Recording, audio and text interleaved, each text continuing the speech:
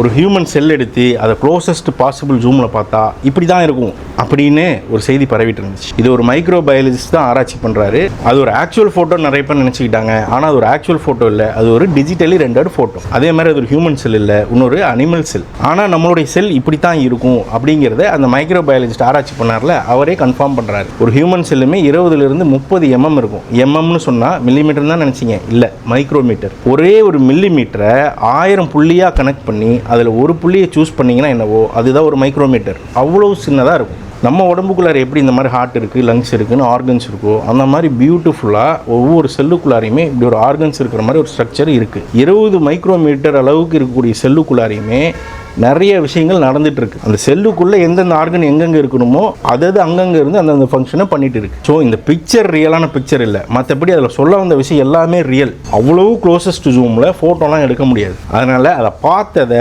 அவங்க படித்ததை இந்த மாதிரி ரெப்ரசென்ட் பண்ணி காமிச்சிருக்காங்க. இது இன்னுமே நம்மளை ஆச்சரியப்படுத்துது. நன்றிங்க.